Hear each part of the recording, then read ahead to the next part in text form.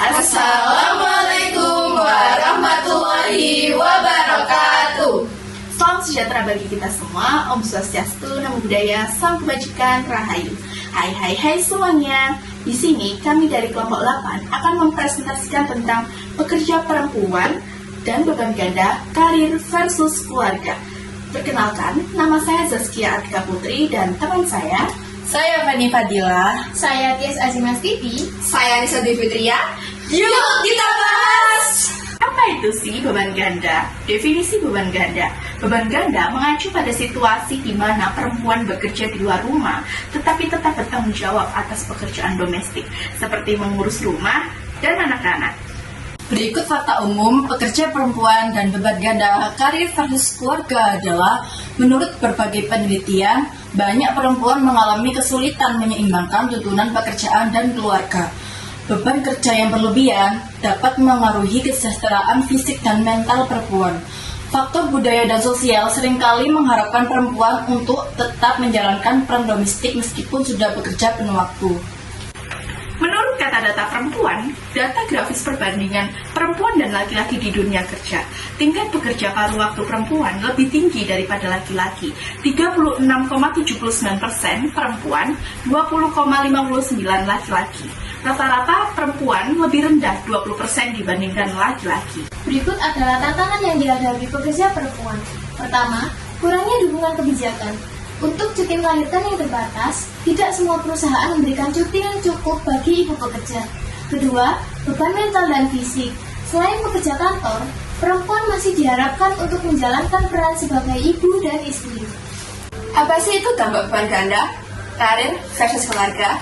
Yang pertama, stres dan breakout. Perempuan yang kelelahan bisa mengalami kelelahan mental dan emosional. Yang kedua, gangguan dan kesehatan. Kelelahan fisik dapat menyebabkan gangguan tidur, tekanan darah yang tinggi hingga depresi. Yang ketiga, rendahnya produktivitas. Kelelahan membuat perempuan kurang fokus dalam pekerjaan. Contoh studi kasus dari pekerja perempuan dan beban ganda, karir versus keluarga. Contoh studi kasus yang pertama, pekerja Swedia memberikan 480 hari cuti orang tua yang bisa dibagi antara ibu dan ayah. Memiliki fasilitas childcare yang terjangkau untuk bekerja.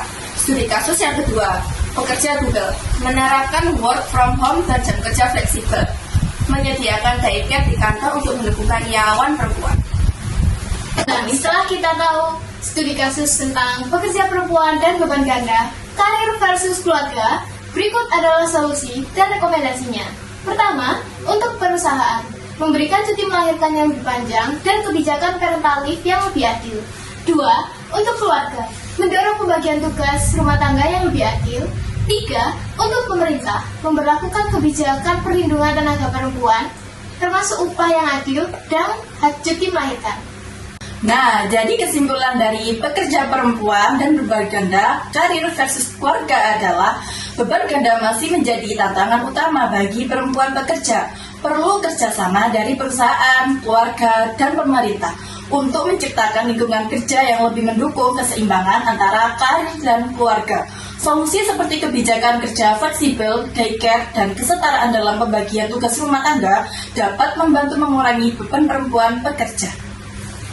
Nah, kalian udah tahu kan sekarang pekerja perempuan dan beban ganda karir versus keluarga? Ternyata pekerjaan perempuan lebih banyak ya daripada laki-laki. Iya, bener banget.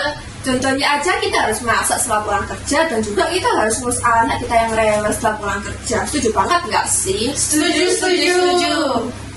Oke, jadi sekian presentasi dari kelompok kami. Mohon maaf jika tidak sempurna, karena yang sempurna hanya Yang Maha Kuasa. Wassalamualaikum warahmatullahi wabarakatuh.